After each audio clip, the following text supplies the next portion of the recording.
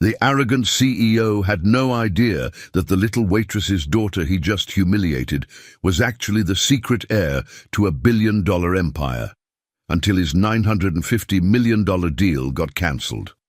Before we dive into the story, drop a comment below and tell us where you're watching from. Enjoy the story. The crystal chandelier cast dancing shadows across the mahogany floors of Blackwood's, the most exclusive steakhouse in downtown Manhattan.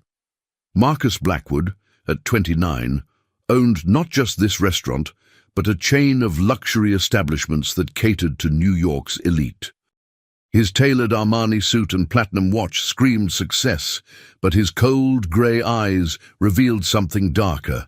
A man who measured worth only in dollar signs. "This is completely unacceptable." Marcus's voice boomed across the dining room, causing conversations to halt at nearby tables. "How dare you bring a child into my establishment during peak hours?" Linda Chen, a 42-year-old single mother, stood frozen beside table 12, her server's apron trembling in her hands. Her 7-year-old daughter Sophie sat quietly in the corner booth, colouring in a worn notebook while her mother worked the evening shift. "Mr. Blackwood, please," Linda whispered, her voice barely audible. "My babysitter cancelled last minute, and I couldn't afford to miss work. Sophie won't cause any trouble, I promise." Marcus sneered, his perfectly styled black hair catching the light as he leaned forward. "This is a 5-star establishment, not a daycare centre. Do you see any other employees dragging their children to work?" The entire restaurant had fallen silent. Wealthy patrons in their evening wear watched the scene unfold like spectators at a gladiator match. Some pulled out phones, already recording. "Sir, I understand your concern," Linda tried again, her accent faint but noticeable. "But she's just doing homework. She won't disturb anyone." "Homework?" Marcus laughed coldly, his voice dripping with disdain. "What could a child like her possibly be studying? Basic addition?" He turned to address the watching crowd, playing to his audience. "Ladies and gentlemen, I apologize for this disruption to your dining experience." That's when Sophie looked up from her notebook. Her dark eyes, wise beyond her 7 years, met Marcus's gaze directly. She didn't flinch or cry, as most children would. Instead, she stood up on the booth seat, her small frame barely reaching Marcus's chest level. "Actually, sir," Sophie said clearly, her voice carrying across the silent restaurant, "I'm working on a business case study about restaurant profit margins and operational efficiency." Marcus blinked, taken aback. "Excuse me?" Sophie continued, her tone matter-of-fact. "Based on your overhead costs, staff-to-table ratio and average ticket price, I calculate that this location generates approximately $47,000 in revenue per evening. However, your operational inefficiencies, particularly in kitchen workflow and customer turnover rate, suggest you're losing at least 12% in potential profits." The restaurant remained dead silent. Marcus's mouth opened, then closed, like a fish out of water. "Mommy works really hard," Sophie added, her young voice suddenly carrying an edge that made several patrons shift uncomfortably. "Harder than most people realize." Linda grabbed Sophie's hand. "Sweetheart, please." But Marcus had found his voice again, and his humiliation only fueled his rage. "You think you can make a mockery of me? In my own restaurant?" He pointed at Linda. "You're fired. Both of you get out now." As Linda gathered her things with shaking hands, Sophie calmly closed her notebook. But just before they reached the door, she turned back one final time. "Mr. Blackwood," she called out, her 7-year-old voice somehow commanding the attention of every person in the room. "You should know that tomorrow morning your biggest investor will be making a very important decision about your expansion deal." Marcus froze. Only 3 people knew about the Sterling Industries meeting tomorrow: himself, his business partner, and... How could you possibly know about... But Sophie and Linda were already walking through the door, disappearing into the New York night. Marcus stood there, his face pale, as whispered conversations erupted throughout the restaurant. What he didn't know was that in less than 12 hours, one phone call would destroy everything he had built. Linda's hands shook as she unlocked the door to their small Brooklyn apartment, the familiar smell of Mrs. Petrov's borscht drifting from the neighboring unit. The 40-minute subway ride from Manhattan had been silent. Sophie's small hand gripped tightly in hers, both of them still processing what had just happened. The fluorescent lights in the narrow hallway flickered, casting intermittent shadows that seemed to mirror Linda's fractured thoughts. "Mommy, I'm sorry," Sophie whispered as they climbed the narrow staircase to their second-floor unit, her voice barely audible above the creaking wooden steps. "I shouldn't have talked back to that man." Linda knelt down on their small landing, cupping her daughter's face gently, with hands still trembling from the encounter. "Baby, you have nothing to apologize for. That man was cruel, and you were incredible tonight." She studied Sophie's face, searching for signs of trauma, but found only a quiet resolve that seemed far too mature for a 7-year-old. The rent was due in 3 days, and without her job at Blackwood's, Linda had exactly $47 in her checking account. She'd been working double shifts at the restaurant for 8 months, saving every penny for Sophie's school supplies and winter clothes. Now everything was gone because of one man's cruelty. Sophie's eyes sparkled with an intelligence that sometimes both amazed and frightened Linda. "He doesn't understand that respect isn't bought with money, does he?" "No, sweetheart, he doesn't." Linda unlocked their apartment door, wondering not for the first time where her daughter learned such profound insights. Sophie had been reading financial newspapers since she was 5, solving complex math problems that challenged high school students and asking questions about business that Linda couldn't begin to answer.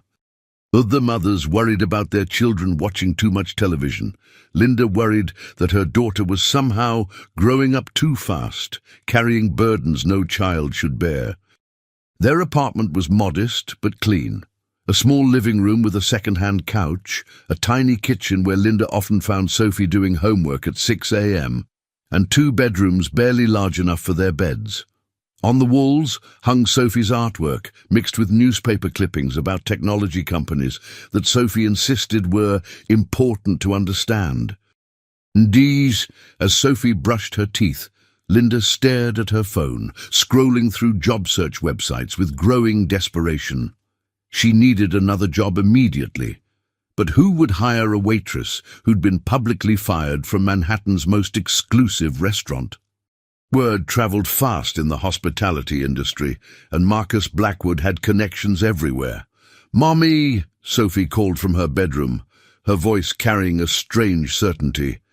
"Tomorrow is going to be a very interesting day."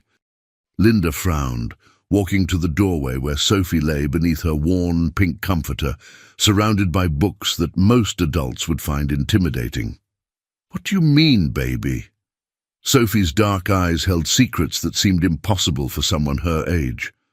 "That man hurt people today, Mommy and me, but also his customers, who saw how cruel he could be, and his employees, who probably live in fear of his temper." She paused thoughtfully. Actions have consequences, especially when you're in a position of power. "Sophie, you're 7 years old. You shouldn't have to think about such things."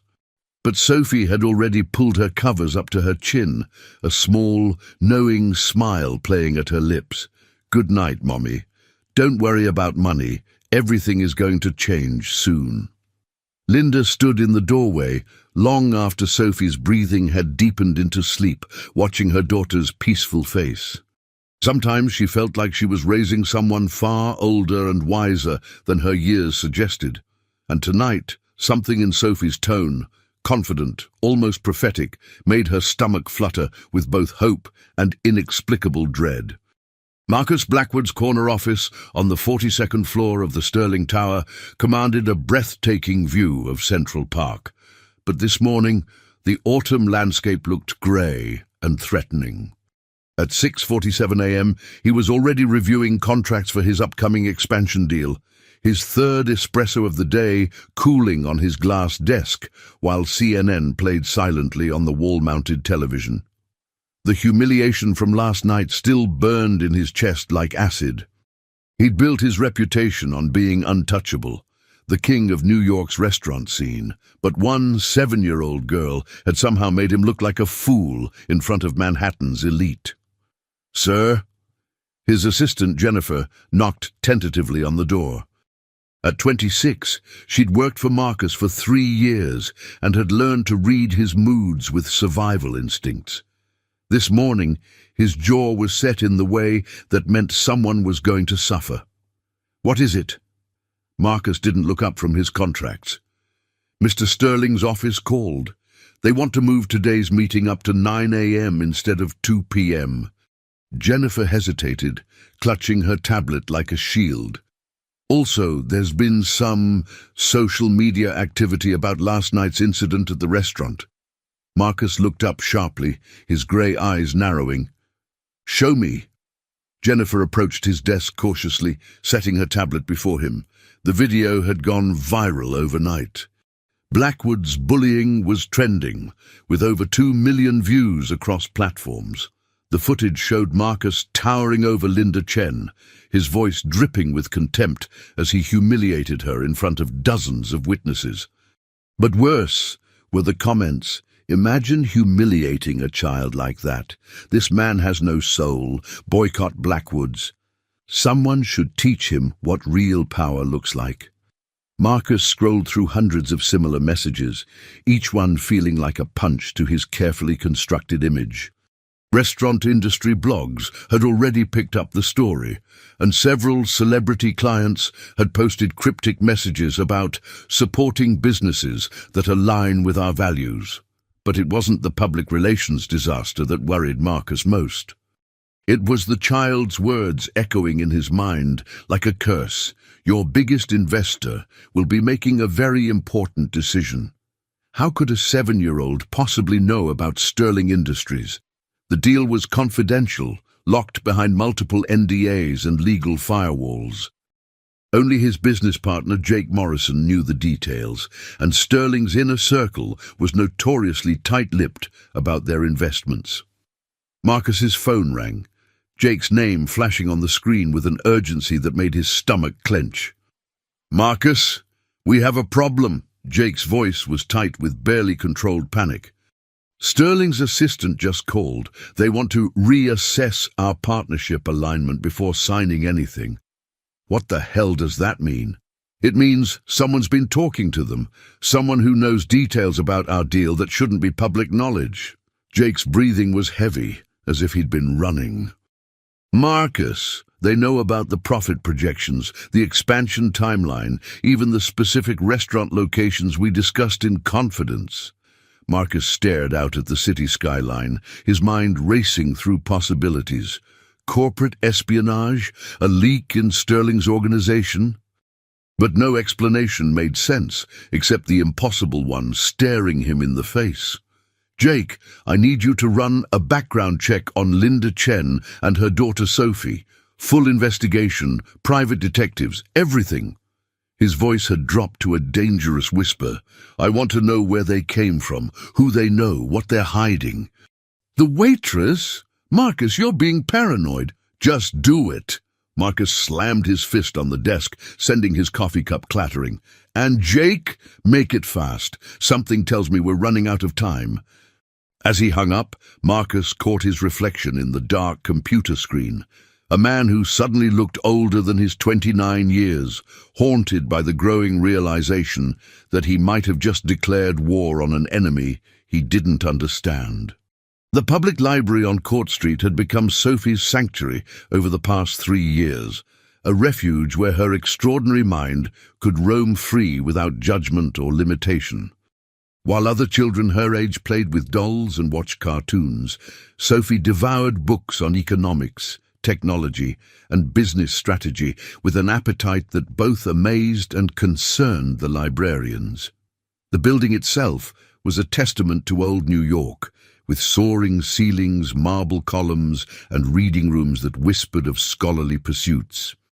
Mrs. Rodriguez, the elderly head librarian, had long ago stopped questioning why a 7-year-old needed access to graduate-level textbooks on corporate finance and international law.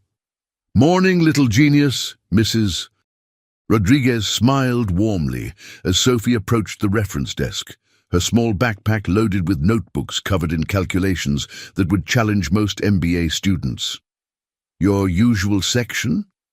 "Actually, I need to use the computer today," Sophie replied, her voice carrying an unusual weight of purpose. "It's important." Linda followed her daughter to the public computers, watching with growing amazement as Sophie logged into systems with passwords she somehow knew by heart. Sophie's small fingers flew across the keyboard with the practiced efficiency of a seasoned executive, accessing financial databases and corporate records that Linda didn't even know existed. "The Federal Securities Commission database," Sophie murmured, more to herself than to her mother. "Annual reports, proxy statements, beneficial ownership filings." She navigated through layers of corporate documentation with ease that made Linda's head spin. "Sweetheart, how do you know how to do all this?" "Oh, how?" Linda asked softly, pulling up a chair beside her daughter. Sophie paused, her dark eyes meeting her mother's with a directness that sometimes made Linda forget she was looking at a child. "Remember the bedtime stories you used to tell me about my daddy?" Linda's breath caught in her throat. She rarely spoke about David anymore, the brilliant tech entrepreneur who had died in a car accident when Sophie was just 6 months old. The pain was still too raw, too overwhelming. "What about them?" "You said he built something amazing before he died, something that would change the world and take care of us someday." Sophie turned back to the screen, where a complex organizational chart had appeared, showing interconnected companies and subsidiaries in a web that stretched across multiple industries. "I think someday is today, Mommy." Linda leaned closer, her heart pounding as she read the company name at the top of the chart, Chen Technologies. Below it, a maze of subsidiaries, investments and partnerships worth. Her eyes widened as she processed the numbers. Billions, tens of billions. "Sophie, how did you—" "Daddy left me more than stories, Mummy." Sophie's voice carried a gravity that seemed impossible coming from someone so young. "He left me a legacy." "Every month I receive reports from something called the Chen Family Trust. Financial statements, board meeting minutes, strategic recommendations." She scrolled through pages of documents with practiced ease. "At first I didn't understand them, but I've been learning." On the screen, Linda saw a familiar name among the company's major holdings, Sterling Industries, the same Sterling Industries that Marcus Blackwood had been courting for his expansion deal. Sophie's eyes sparkled with an intelligence that was both beautiful and somehow terrifying. "Mr. Blackwood thinks power comes from being loud and cruel, but real power." She clicked through several more screens, revealing voting trusts, board appointments, and shareholder agreements. Real power is quiet, patient, and very, very careful about choosing its battles. Linda stared at her daughter, really looked at her, for perhaps the first time in years. Sophie wasn't just precocious or gifted. She was the heir to an empire her father had built, an empire that apparently reached much further than Linda had ever imagined. "What are you planning to do?" Linda whispered. Sophie smiled, the expression both innocent and somehow terrifying on her 7-year-old face. "I'm going to teach Mr. Blackwood what happens when you underestimate people, Mummy, starting with a very important phone call." Jake Morrison had run background checks on hundreds of people during his 15-year career as Marcus's business partner, competitors, suppliers, potential investors, and problem employees. But none had ever left him sitting in his car outside a private investigator's office at 7:30 a.m., staring at a folder that made his hands shake. His phone rang before he could process what he'd just read. Marcus's name flashed on the screen with an urgency that made his chest tighten. "Jake, please tell me you have something." Sterling's assistant called again, asking about our commitment to community values and whether we've had any recent incidents that might reflect poorly on our partnership. Jake took a deep breath, opening the folder again to verify what he'd read. "Marcus, you need to sit down. I'm in my car, heading to the Sterling meeting. Just tell me what you found." Linda Chen, 42 years old, originally from San Francisco, moved to New York 7 years ago after her husband died in a car accident on Highway 101. Jake paused, his voice becoming strained. "Marcus, her husband was David Chen." The silence on the other end of the line stretched so long that Jake thought the call had dropped. When Marcus finally spoke, his voice was barely a whisper. "That's impossible. David Chen died years ago. His company, Chen Technologies, sold to Sterling Industries for $47 billion, making it one of the largest tech acquisitions in history." Jake flipped through pages of financial documents, stock transfers, and legal filings. "But here's the thing, Marcus. They didn't sell everything." Jake's private investigator, a former FBI agent named Sarah Wells, had worked through the night to uncover the truth. What she'd found was a carefully constructed financial empire designed to protect and nurture David Chen's most precious asset, his daughter. David Chen's daughter inherited controlling interest in a trust fund that owns significant stakes in over 300 companies worldwide. Jake continued, his voice growing more strained with each revelation. "She can't access the money until she turns 18, but she receives quarterly reports, has input on major decisions, and Marcus, she can make binding recommendations to the board of trustees." Marcus's voice came through the speaker like a death rattle. "The daughter, how old is she?" 7 years old, born March 15th, making her a child prodigy who's been reading corporate financial statements since she was 5. Jake stared at a photograph of Sophie Chen taken outside the library, her small arms wrapped around books that most Harvard Business School students would struggle with. Her name is Sophie Chen, and according to the trust documents, she's not just an heiress, she's being groomed to eventually run one of the most powerful technology empires in the world. The phone slipped from Marcus's nerveless fingers in his car, clattering onto the passenger seat, where it continued to broadcast Jake's increasingly panicked voice. The child who had stood in his restaurant, calmly discussing profit margins and operational efficiency while he humiliated her mother, wasn't just some precocious kid from Brooklyn. She was the heir to a $47 billion empire, and Sterling Industries, the company that controlled Marcus's future, his expansion dreams, his entire financial world, was part of her inheritance. Jake's voice crackled through the phone speaker. "Marcus, Marcus, are you there? There's more."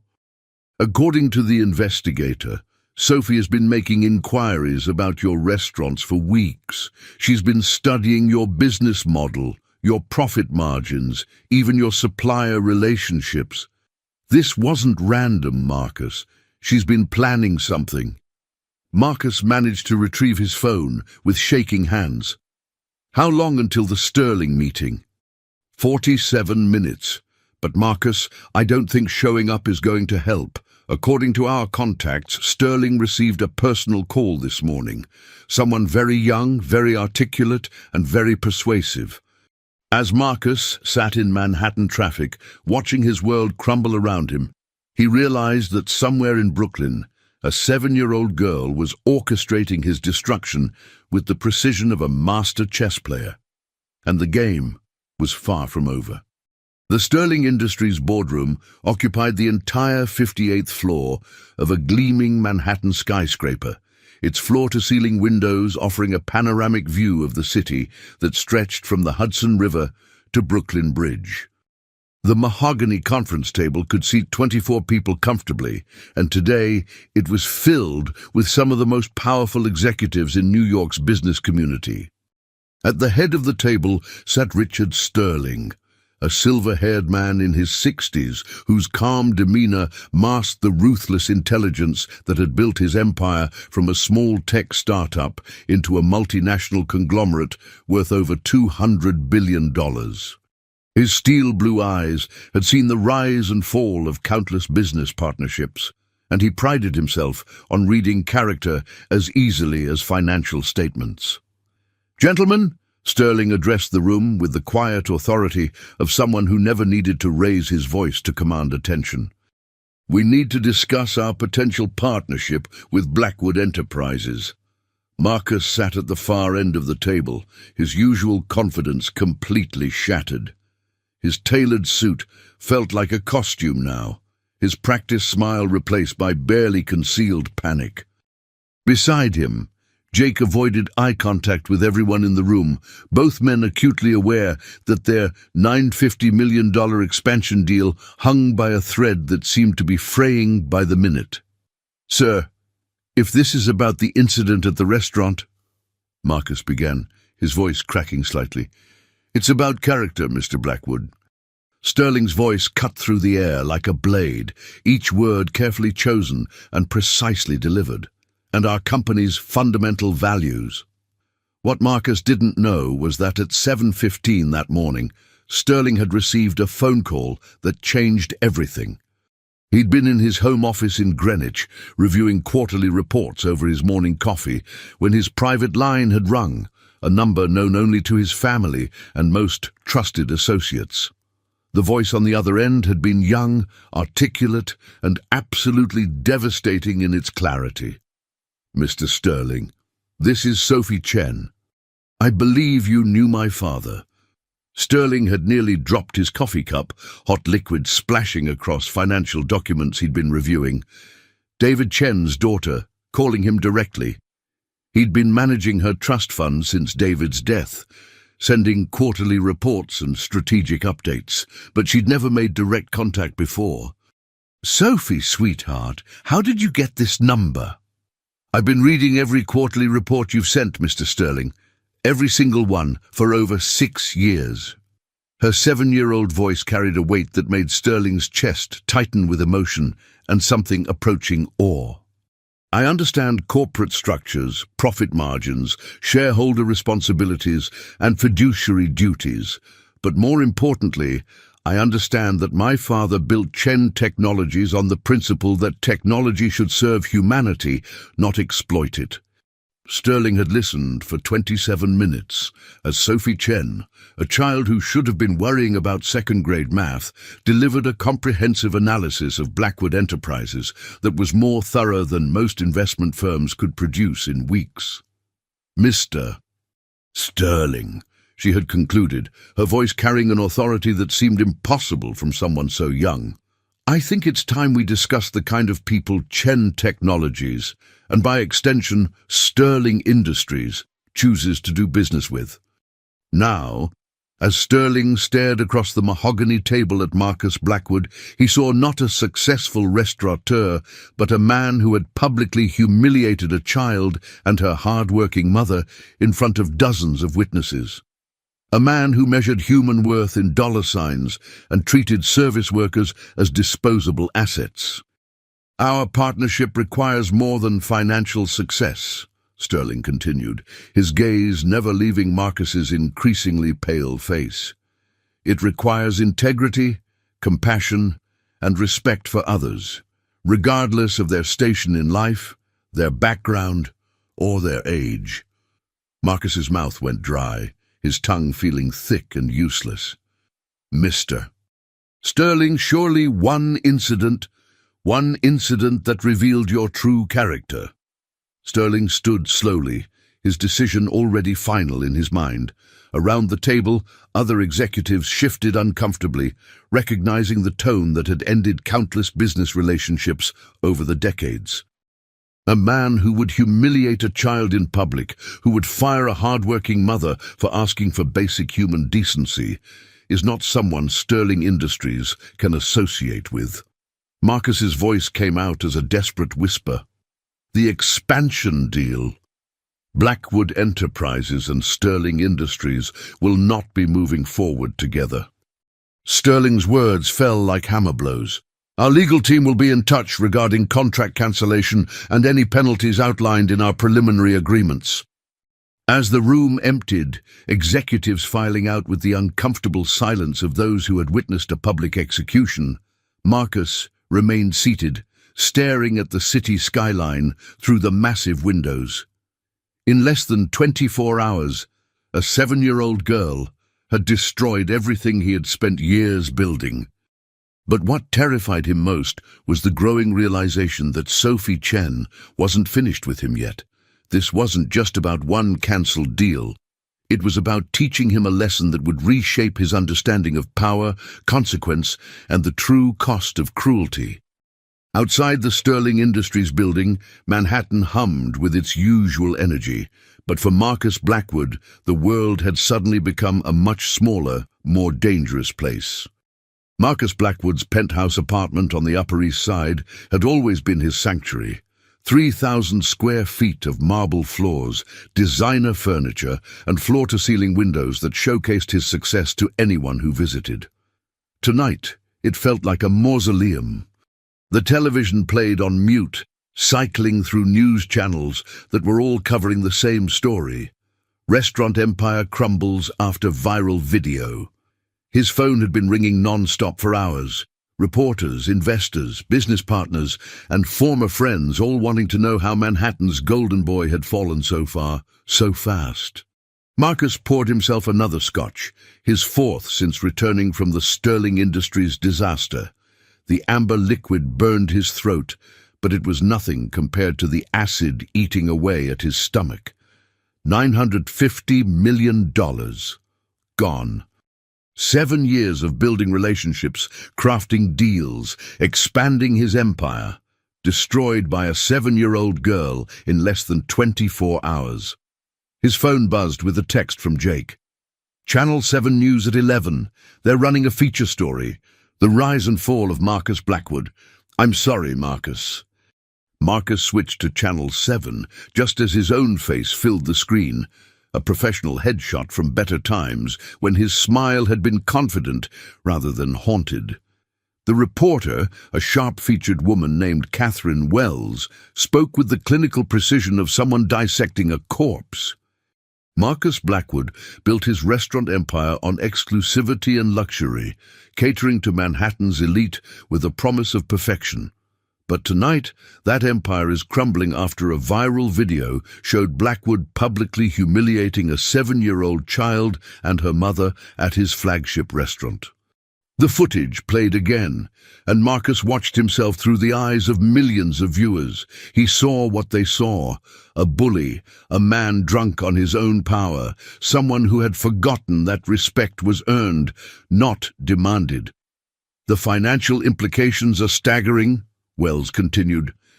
Sterling Industries has cancelled their $950 million expansion deal. 3 major investors have pulled out of upcoming projects, and several celebrity endorsements have been terminated. Industry insiders are calling it the fastest corporate downfall in restaurant history. Marcus's doorman called up to announce a visitor. Mr. Blackwood, there's a young lady here to see you. Says her name is Sophie Chen. Marcus's blood turned to ice water. Send her up. 10 minutes later, Sophie Chen stood in his living room, looking impossibly small against the vast expanse of his apartment. She wore a simple blue dress and white sneakers, her dark hair pulled back in a ponytail. In her hands, she carried a manila folder that seemed to radiate menace. "Hello, Mr. Blackwood," she said politely, her 7-year-old voice echoing in the cavernous space. "Thank you for agreeing to see me." Marcus stared at her, this child who had destroyed his life. "How did you get past security?" "I told them I was here to discuss a business proposition." Sophie smiled, settling herself into one of his expensive leather chairs with the poise of a seasoned executive. Which is true in a way. You're 7 years old. Yes, and you're 29. But age doesn't determine wisdom, does it? Sophie opened her folder, revealing documents that made Marcus's head spin. Corporate structures, profit analyses, employee satisfaction surveys. For instance, did you know that your restaurants have a 73% employee turnover rate? That's nearly double the industry average. Marcus sat down heavily across from her, feeling like he was in some twisted nightmare. What do you want? I want to understand why you treat people the way you do, Sophie replied, her voice carrying a gravity that seemed impossible from someone so young. My daddy always said that how we treat others when we have power over them reveals who we truly are. Your father, Marcus whispered. David Chen. Sophie's eyes sparkled with pride and sadness. He built Chen Technologies on the principle that innovation should lift people up, not tear them down. Every employee was treated with dignity. Every customer was valued. Every decision was made with compassion. She paused, studying Marcus with those unsettling dark eyes. I've been reading about your business practices, Mr. Blackwood. I know about the overtime violations, the intimidation tactics, the way you fire people without cause when they displease you. Marcus felt exposed, dissected under the gaze of a child who somehow saw through every lie he'd ever told himself about being successful. Tomorrow morning, Sophie continued, standing up and smoothing her dress, the New York Times will publish an investigative article about working conditions in your restaurants. They've interviewed 47 former employees, reviewed internal memos, and documented a pattern of abuse that goes back years. You can't do this to me, Marcus whispered. Sophie looked at him with something that might have been pity. I'm not doing anything to you, Mr. Blackwood. I'm simply allowing the truth to have consequences. She walked toward the door, then turned back one final time. My mommy always taught me that how we treat the least powerful among us shows who we really are. You had all the power in that restaurant, and you chose cruelty. As the door closed behind her, Marcus realized that his fall from grace was just beginning. Linda Chen sat at their small kitchen table, watching her daughter work through what appeared to be a complex financial analysis. Sophie's notebooks were spread across the surface, filled with calculations, organizational charts, and notes written in handwriting that was far too advanced for a 7-year-old. Sophie, sweetheart, we need to talk. Linda's voice carried the weight of a mother who had finally realized she didn't fully understand her own child. About your father's company. About what you've been doing.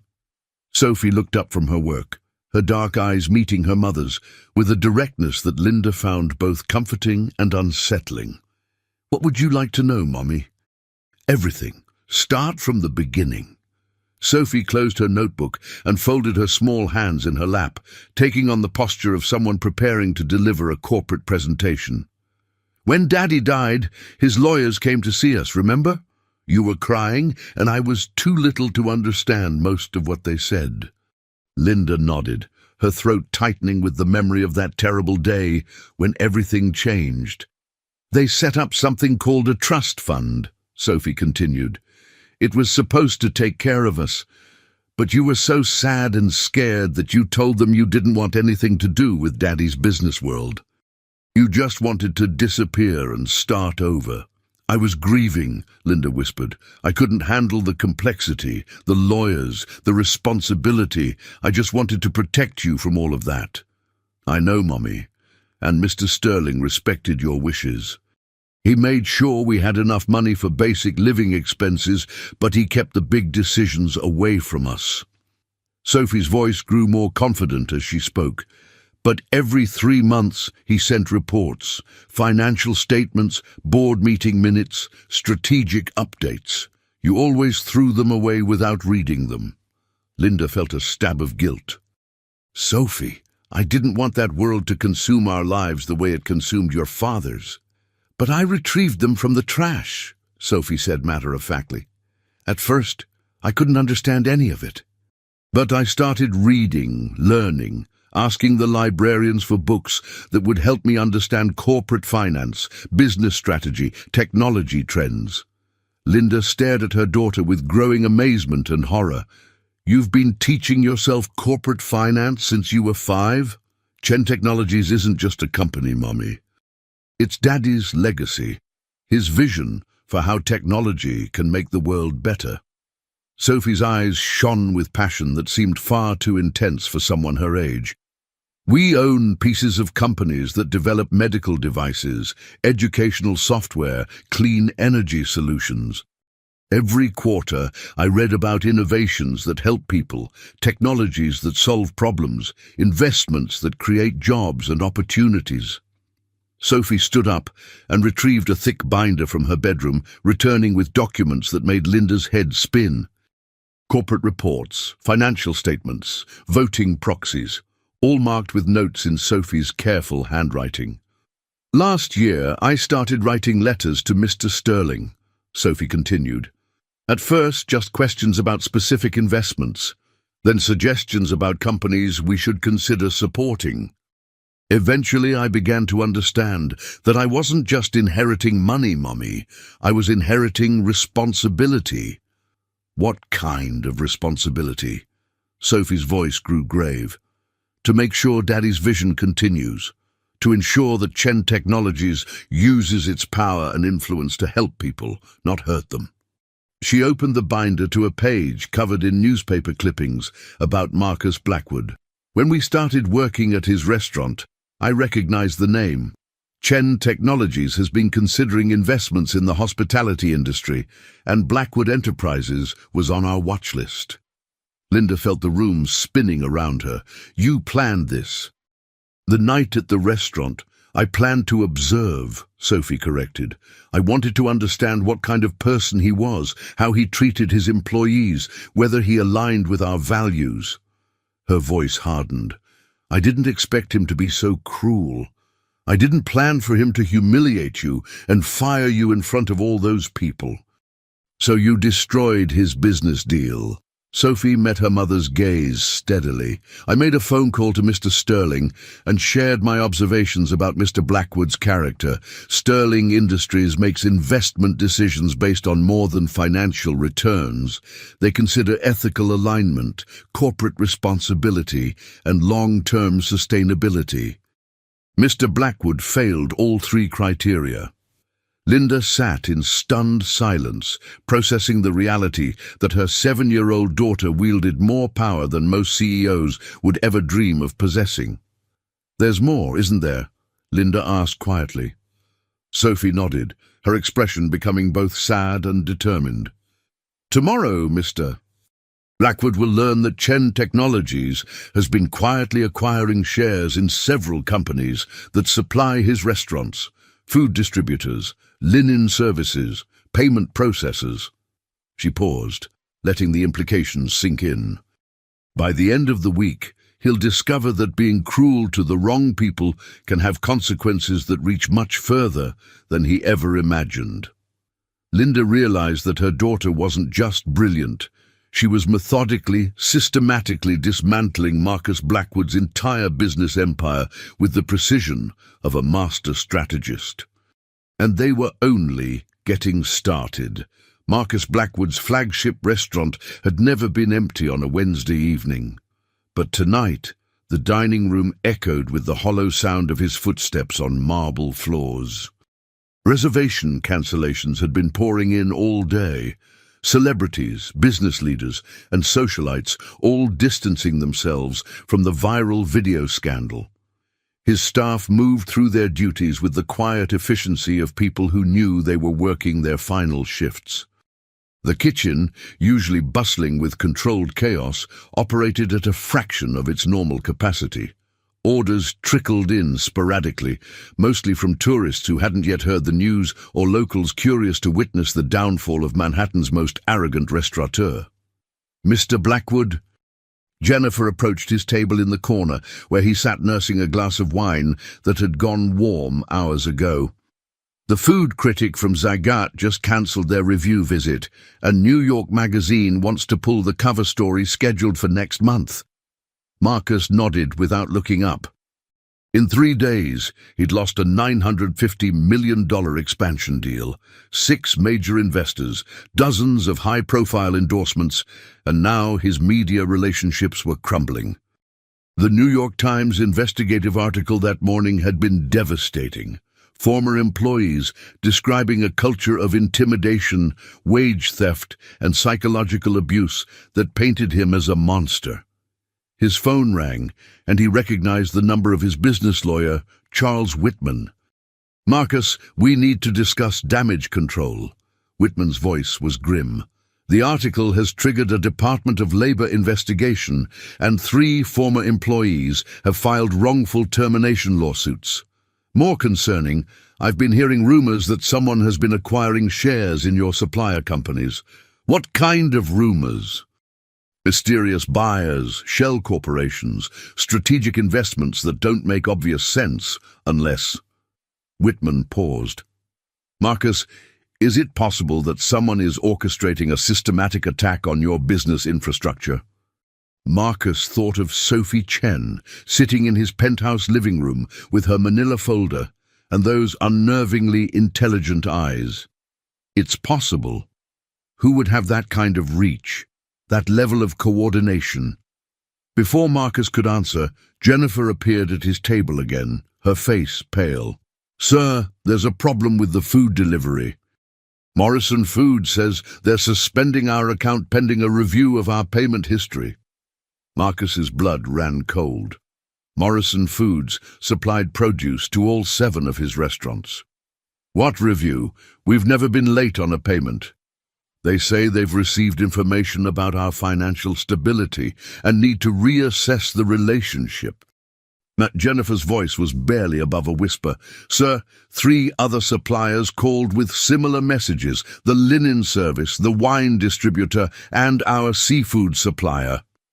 Marcus stood up so quickly that his chair toppled backward, crashing to the floor with a sound that echoed through the empty restaurant. "Get me a meeting with the head of Morrison Foods tonight." "Sir, it's past 9 o'clock. I don't care if it's midnight." Marcus's voice cracked with desperation. "Someone is systematically destroying my business, supplier by supplier. I need to know who's behind it." 2 hours later, Marcus sat in the corporate offices of Morrison Foods, facing Tom Morrison across a desk cluttered with financial reports. Morrison, a heavy-set man in his 60s, had been supplying restaurants for 30 years and had never terminated a profitable account without cause. "Marcus, you've been a good customer," Morrison said, his voice heavy with reluctance, "but I received a call today that changed everything." "From who?"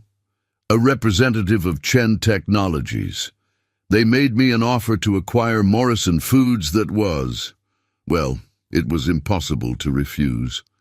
Morrison leaned back in his chair. "But more than that, they provided documentation about working conditions in your restaurants, employee turnover rates, violations that I wasn't aware of." Marcus felt the walls closing in around him. Chen Technologies doesn't invest in food distribution. They do now. As of this afternoon, they own controlling interest in Morrison Foods, Pinnacle Wine Distribution, and Atlantic Seafood Supply. Morrison's expression was sympathetic but firm.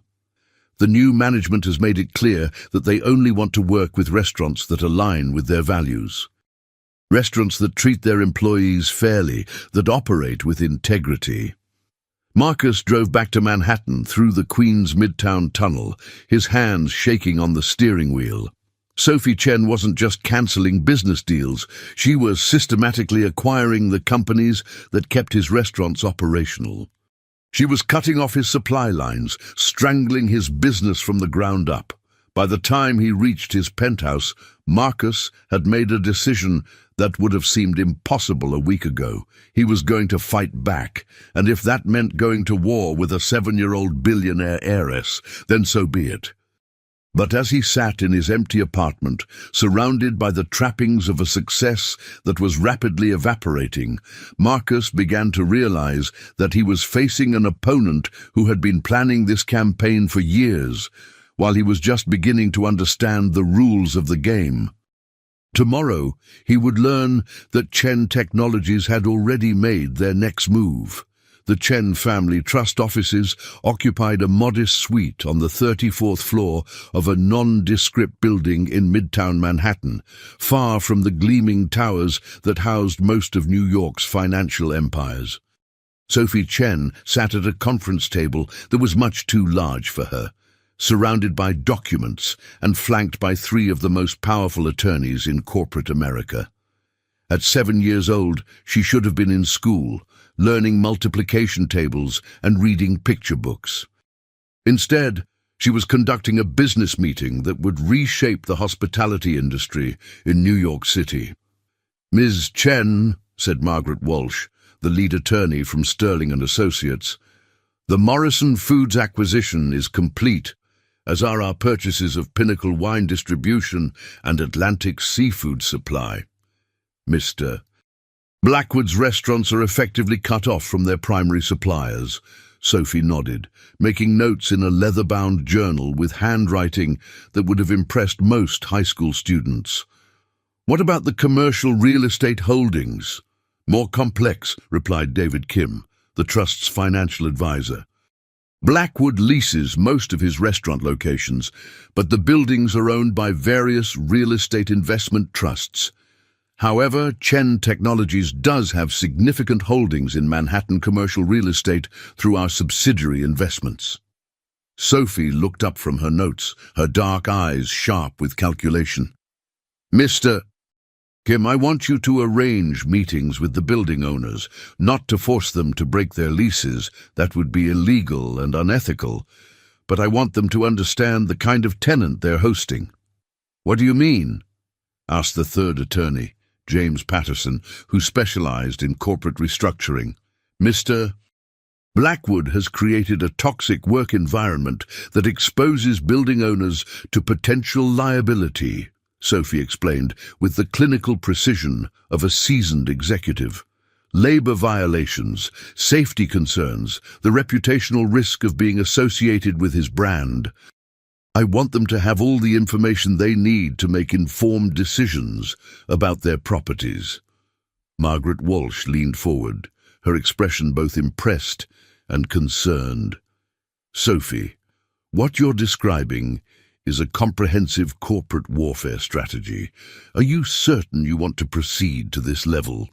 Sophie set down her pen and looked around the table at these adults who were taking strategic direction from a second grader.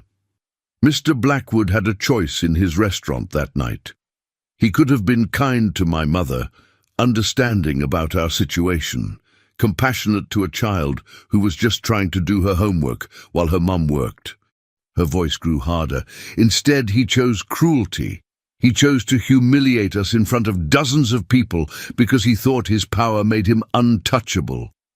"But Sophie," David Kim said gently, "there's a difference between consequences and revenge." Sophie's response came with a moral clarity that silenced the room. "Mr. Kim, in the past week, I've read testimony from 47 former employees of Blackwood Enterprises. Servers fired for dropping plates, cooks denied overtime pay, managers forced to work while injured, cleaning staff threatened with deportation if they complained about unsafe conditions."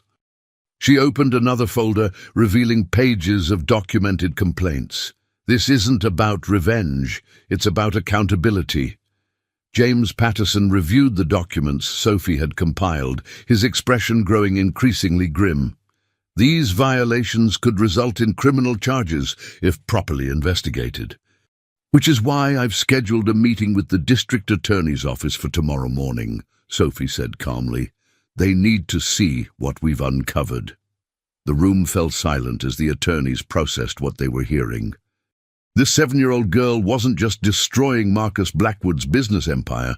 She was systematically exposing a pattern of criminal behavior that had been hidden for years. Margaret Walsh finally spoke. Sophie, you realize that if you proceed with this level of action, there's no going back. You'll be destroying not just his business, but potentially sending him to prison. Sophie considered this for a long moment, her small hands folded on the conference table. When she spoke, her voice carried the weight of someone far beyond her years. My daddy used to tell me that with great power comes great responsibility. Gen Technologies has the power to expose injustice and protect vulnerable people. She paused, meeting each attorney's gaze. If we don't use that power when we see cruelty and abuse, then what's the point of having it? And if Blackwood tries to retaliate? For the first time during the meeting, Sophie smiled, an expression that was both innocent and absolutely terrifying. Mr. Blackwood is welcome to try, but he should understand that when you declare war on someone, you better make sure you know who you're fighting. Outside the conference room windows, Manhattan hummed with its usual energy, but inside that modest office suite, a 7-year-old girl was reshaping the balance of power in ways that would be studied in business schools for decades to come. Marcus Blackwood was about to discover that his nightmare had only just begun. Marcus Blackwood sat in his lawyer's office at midnight, surrounded by empty coffee cups and legal documents that painted a picture of systematic destruction. Charles Whitman looked like he had aged 10 years in the past week, his usually immaculate appearance disheveled as he reviewed the cascade of legal challenges facing his client. The Department of Labor investigation has expanded, Whitman said, his voice hoarse from hours of emergency phone calls. They're now looking at all 7 restaurants going back 5 years. The preliminary findings suggest violations that could result in millions in fines and potential criminal charges. Marcus stared out at the Manhattan skyline, the city lights that had once represented his kingdom now feeling like the bars of a prison cell. How is this possible? A week ago, I was untouchable. The district attorney's office received a comprehensive package of evidence this morning, Whitman continued, flipping through pages of documented violations. Employee testimonies, internal memos, financial records showing systematic wage theft, safety violations that were deliberately covered up. Marcus, someone has been building a criminal case against you for months, maybe years. Sophie Chen, Marcus whispered. A 7-year-old girl didn't compile this level of documentation, Whitman replied sharply. This is the work of professional investigators, corporate attorneys, forensic accountants. Someone with unlimited resources has been preparing to destroy you. Marcus's phone buzzed with a text from Jake. Emergency. 3 more restaurants served with closure orders. Health department found violations in kitchen storage and prep areas. Someone tipped them off to exactly where to look. They know everything, Marcus said, his voice breaking. Every shortcut I ever took, every corner I ever cut, every employee I ever screwed over. They've documented it all. Whitman leaned back in his chair, studying his client with the detached assessment of a doctor examining a terminal patient. Marcus, I need to ask you something. And I need you to be completely honest.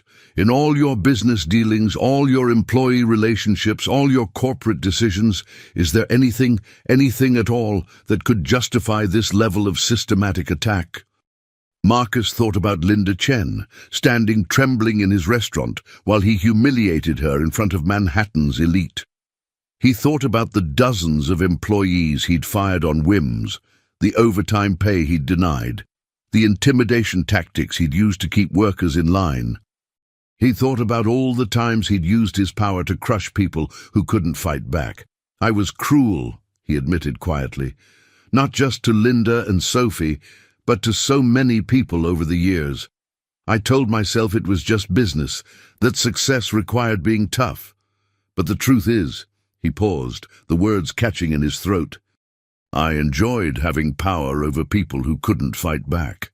Whitman's expression softened slightly. Marcus, if you're serious about wanting to change, about making amends, then we need to discuss a very different legal strategy, because right now, you're facing criminal charges that could put you in prison for years. What do you mean? I mean that someone, Sophie Chen or whoever is backing her, has built an airtight case against you. The only way out is to cooperate fully with the investigation, admit wrongdoing, and make comprehensive restitution to every employee you've harmed. Whitman leaned forward. It would mean bankruptcy, the complete liquidation of your business empire, and public humiliation on a scale that would make the restaurant video look like a minor embarrassment. Marcus closed his eyes, seeing his future collapse like a house of cards. And if I fight it? Then you'll lose everything anyway, plus spend the next decade in federal prison. Whitman's voice was brutally honest. Marcus, you're not fighting a 7-year-old girl. You're fighting one of the most powerful corporate empires in the world, backed by unlimited resources and a moral authority that's absolutely bulletproof. As Marcus sat in the silence of the law office, listening to the distant hum of New York traffic, he realized that Sophie Chen had given him exactly what he deserved. She hadn't just destroyed his business. She had forced him to confront the truth about who he had become. Tomorrow morning, the final phase of his reckoning would begin. And for the first time in years, Marcus Blackwood would have to face the consequences of his actions without the protection of wealth, power, or influence. The 7-year-old girl who had sat quietly in his restaurant, coloring in her notebook while her mother worked, was about to teach him the most expensive lesson of his life. And deep down, Marcus was beginning to understand that he had brought every bit of it on himself. 6 months later, Marcus Blackwood stood outside the Brooklyn Community Center, holding a check for $12 million, every penny he had left after liquidating his restaurant empire and paying restitution to his former employees. The building was modest, nothing like the gleaming towers where he had once conducted business, but today it represented something far more valuable. His penthouse was gone, his cars sold, his social circle evaporated. 3 months in minimum security prison for labor violations, followed by community service. But standing there in the October sunshine, watching children play in the center's courtyard, Marcus felt something he hadn't experienced in years: peace. Mr. Blackwood. Linda Chen approached, no longer wearing a server's uniform, but professional attire that spoke of restored dignity. Mrs. Chen. His voice was quiet, respectful. Thank you for agreeing to meet me. Linda studied his face, noting the changes 6 months had wrought. The arrogance was gone, replaced by genuine humility. Sophie wanted to be here, but she's at the advanced mathematics program at Columbia. Marcus nodded, unsurprised. Sophie Chen had become a legend, the 7-year-old who had taken down a corporate empire while launching comprehensive worker protection initiatives throughout New York. I owe you both an apology that goes far deeper than words, Marcus said, his voice carrying genuine remorse. What I did that night was inexcusable. But more than that, it represented years of using power to hurt instead of help. Linda reached into her purse, pulling out a sealed envelope. Sophie has something for you. Marcus opened the letter with trembling hands. Dear Mr.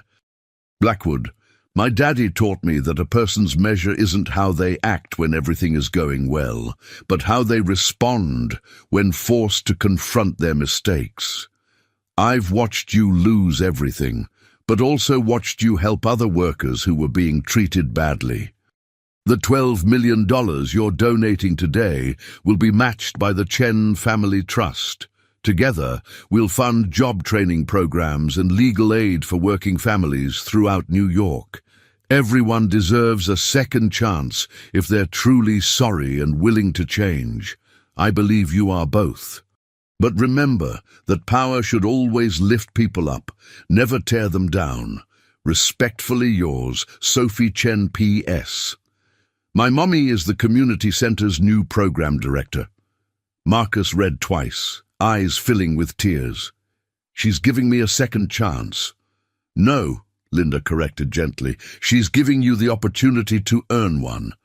Inside the community center, dozens of families gathered for the funding announcement. Children played, while parents attended job training sessions and ESL classes. The air buzzed with hope in a way Marcus's restaurants, for all their luxury, never had. Sophie Chen, now 8, sat reading a quarterly report as casually as other children read comics. When their eyes met, she smiled and waved, innocent, yet somehow regal. The ceremony was brief. Marcus handed over his check, knowing it represented not just financial assets, but his commitment to change. As applause filled the room, he felt satisfaction he'd never experienced during his business success, the joy of genuinely helping others. Later, Sophie approached him. "Mr. Blackwood, there's one more thing." "What's that, Sophie?" She looked up with those remarkable dark eyes. "Chen Technologies is always looking for people who understand that business should serve communities, not exploit them. If you want to discuss how your experience could help other workers, we should talk." Marcus stared at this 8-year-old, offering him something more valuable than any job, the chance to turn past mistakes into future solutions. "I would be honored, Sophie, but only if you think I've truly earned the opportunity." Sophie considered this with gravity beyond her years. "Ask me again in a year, Mr. Blackwood. Show me through your actions that you understand the difference between power and responsibility." As Marcus walked out that day, he realized Sophie Chen had given him something more precious than any business deal: the possibility of redemption and the understanding that true success is measured not by what you accumulate, but by how many lives you improve. The 7-year-old who had destroyed his empire had shown him how to build something far more valuable, a legacy worth leaving.